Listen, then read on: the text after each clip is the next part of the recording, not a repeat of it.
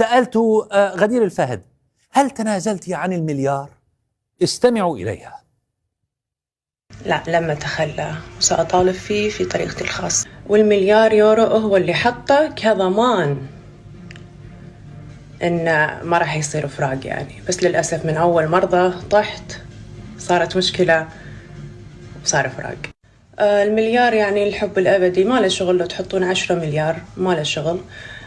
في ناس تدخل على طمع، على مصلحة، على الإنسان الثاني، ولما ما تلقى المصلحة هذه أو ما تلقى مساحة إن تاخذ مصلحتها، فما راح ينفع لا مليار ولا 10. وللأمانة اللي حابة أوضحها من الفيديو هذا، لحد الآن لم يتم الطلاق لا شفويا ولا ورقيا أبدا، لا من بعيد ولا من قريب، ولا حتى أول طلقة. طيب، كيف ستدفع المليار يورو؟ هل دفعت أيضا كيلو الذهب مقدم المهر؟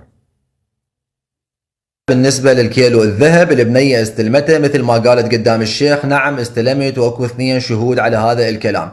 الناس اللي يقولون حيدر مين لك هذا المبلغ، ما اعتقد واحد من عندكم داخل المحفظتي او مسوي كشف لحسابي البنكي. بالنسبة للمليار، المليار لا يمثل فقط قيمة المرأة عند الرجل. احنا كإكراد فيلية هذه عاداتنا وتقاليدنا، المؤخر يمثل قيمة المرأة والرجل على حد سواء.